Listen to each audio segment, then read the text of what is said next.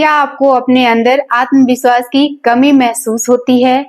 क्या पब्लिक के बीच में बोलने में कुछ हिचकिचाहट होती है, उदासी छाई रहती है या नकारात्मक भावनाएं आती हैं, हृदय कमजोर है? तो यह मुद्रा आपके लिए है।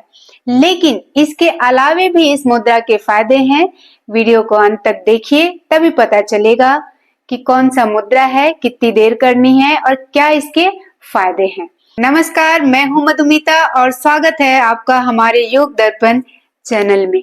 मैं आज आपके समक्ष अग्रगामी मुद्रा लेकर आई हूं, जिसको गणेश मुद्रा या गणपति मुद्रा भी कहते हैं।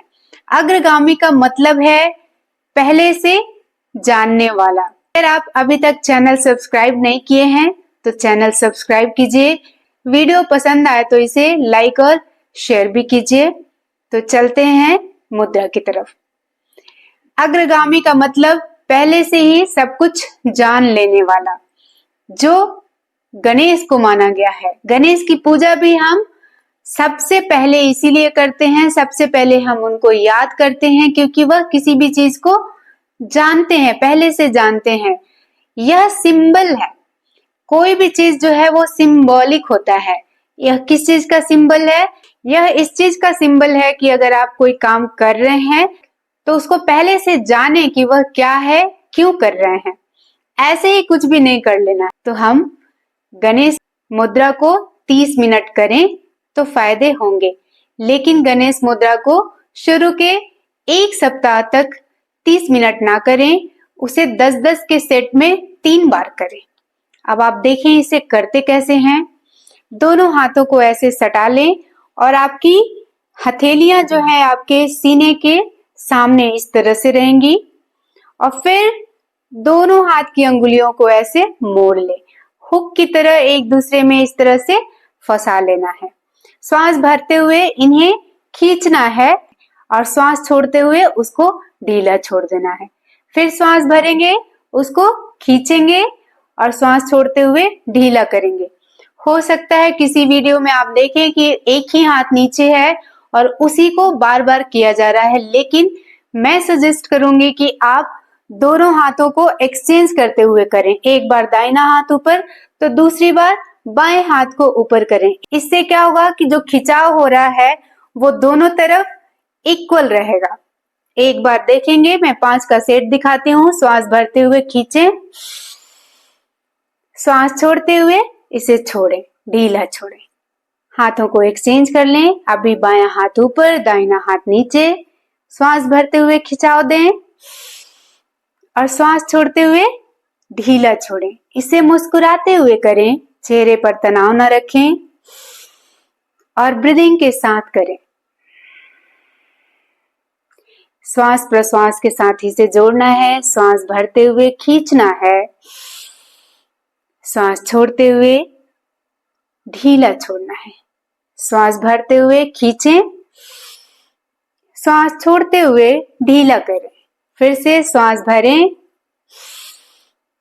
और श्वास छोड़ें। तो ये 5 बार किया मैंने। इस तरह से आपको 10 बार करना है। 10 बार करने के बाद थोड़ा आप रिलैक्स हो जाएं और फिर से 10 का एक सेट करें। इस तरह से 3 सेट करना है 10-10 का। हम देखेंगे एक बार फिर से इसके फायदे।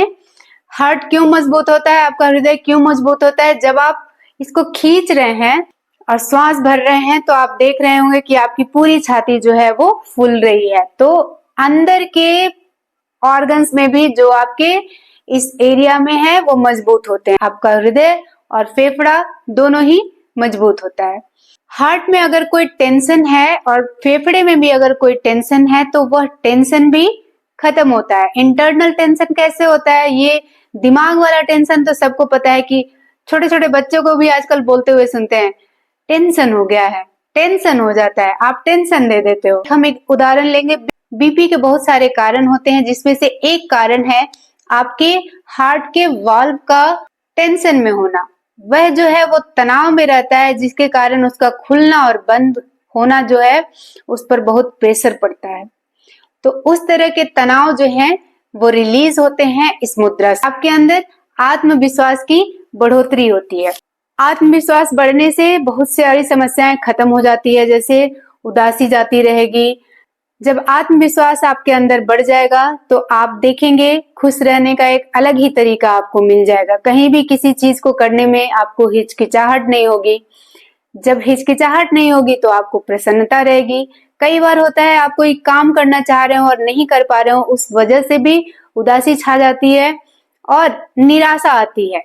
तो आत्मविश्वास का बढ़ना बहुत जरूरी है। इस मुद्रा के करने से आत्मविश्वास भी बढ़ता है।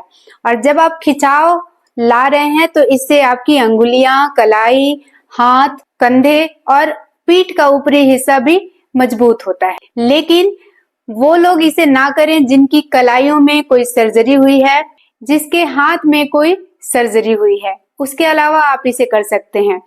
रिस्ट का कोई अगर प्रॉब्लम है, मेडिकली प्रूवन प्रॉब्लम है, जैसे कार्पल टनल सिंड्रोम, उसमें क्या होता है आपकी कलाई कमजोर रहती है, तो ये जो खिंचाव आप दे रहे हैं उसमें ऐसा नहीं कि उन्हें ये करना नहीं है, आप कीजिए उसे, लेकिन थोड़ा वेरिएशन डाल दीजिए। अब ये खिंचाव जो है, जैसे हम इस तरह से खींच रहे हैं, आप उस तरह से ना खींच के बहुत ही हल्के खिंचाव लाएंगे, हल्के हल्के से खींचेंगे। एक बार फिर से रिकैप देखें। आपका हाथ मजबूत हुआ, आपका कंधा मजबूत हुआ, आपका हार्ट और लंग्स मजबूत हुआ। हार्ट और लंग्स में कोई तनाव है तो वो तनाव दूर हुआ, और आपका आत्मविश्वास बढ़ा जिससे आपकी निराशा खत्म हुई। और सबसे महत्वपूर्ण बात, यह आपके अनाहत चक्र को जगाता है। तो जो लोग कुंडलिनी जागरण करना चाहते हैं, वह इतना आसान भी नहीं है जितना आजकल लोग बोलने लगे हैं कि कुंडलिनी जागरण योग कर रहे हैं। मुश्किल है वो, और उसके लिए बहुत सारी सीढ़ियां चढ़नी होती है। लेकिन उसमें से एक मुद्रा यह है जो आपके अनाहत चक्र को जागृत करता है, क्योंकि अनाहत चक्र आपके हार्ट वाले एरिया में ही होता है। आज के लिए बस इतना ही। चक्र को किसी और दिन हम कवर करेंगे। अभी मुद्राओं पर ही रहें। मिलते हैं फिर अगले वीडियो में। तब तक स्वस्थ रहिए, मस्त रहिए। नमस्कार।